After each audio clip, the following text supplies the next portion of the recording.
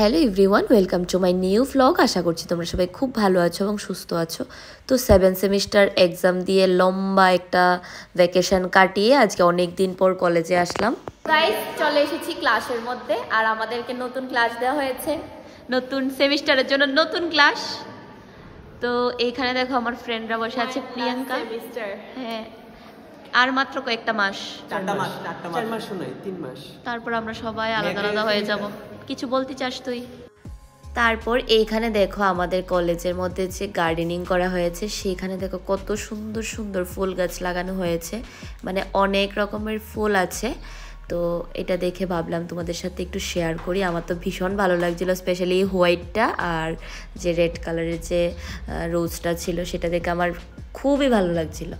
তারপর এই দেখো, এটা হচ্ছে আমাদের কলেজ। আমাদের কলেজটাও কিন্তু ভীষণ সুন্দর।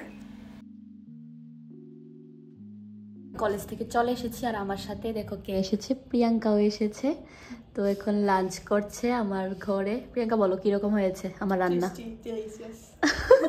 তো আমি একটু রান্না করেছি।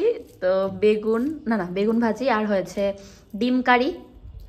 তো যতটুকু পারি ততটুকু রান্না করেছি আর কি। জানি মায়ের মতন তো আর রান্না করতে পারবো না, তো থাকতে গেলে তো খেতে হবে, এই আর কি। তো যাই হোক, তো খাওয়া দাওয়া করে আমরা রেডি হয়ে যাব হাঁপানিয়া মেলায়। তো চলো মেলায় যাওয়ার সময় আবার তোমাদের সাথে ব্লগটা কন্টিনিউ করব। তারপর বিকালবেলা রেডি হয়ে আমি আর প্রিয়াঙ্কা মিলে চলে এসেছি হাঁপানিয়া মেলায়। তো এখানে বসে বসে আমরা কথা বলছিলাম আর ভাবলাম যে তোমাদের সাথে একটু শেয়ার করি। অন্যান্য ইনস্টিটিউট প্লাস আরও অনেক জায়গা থেকে অনেকগুলি স্টল এসেছে, তো ভাবলাম তোমাদের সাথে একবার শেয়ার করি। আর হ্যাঁ, তোমরা কারা কারা হাঁপানিয়া মেলায় এসেছো অবশ্যই কিন্তু কমেন্টে জানিও।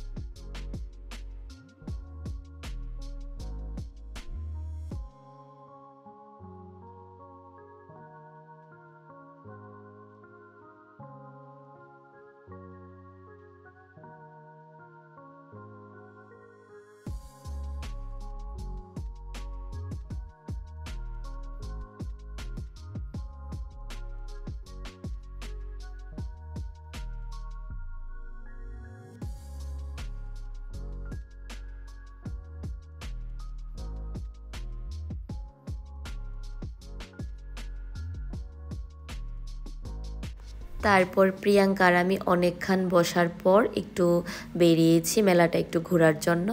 তো চলো তোমাদের সাথে শেয়ার করব।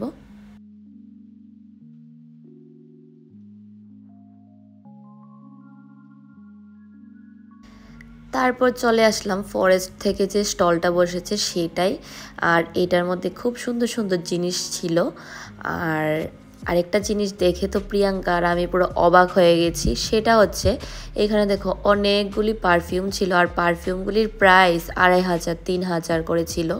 তো আর এই যে জিনিসটা একটা ধোঁয়ার মতো উঠছিল, এটা কি রুম স্প্রে নাকি আমি ঠিক বুঝতে পারলাম না। তো তোমাদের যদি জানা থাকে অবশ্যই কমেন্টে জানাবে। বাট এটা থেকে খুব ভালো স্মেল আসছিল, খুব সুন্দর লাগছিল দেখতে এটা।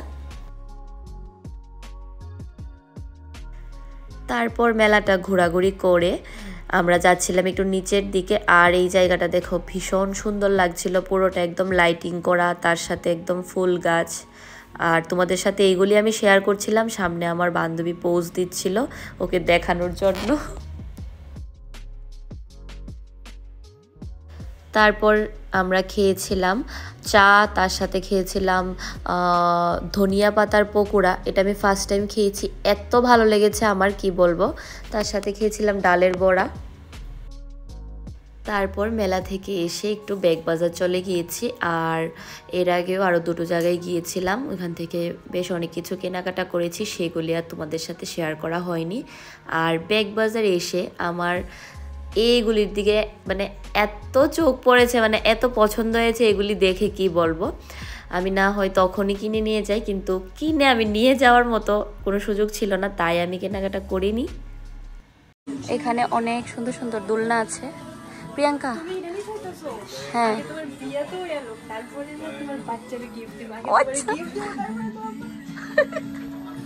ঠিক আছে সবাই শুনে রাখো গাইস প্রিয়াঙ্কা এটা গিফট করবো আমার কইয়া দিছে অ্যাডভান্স তো একটা টাকা বাচ্চা গেছে গা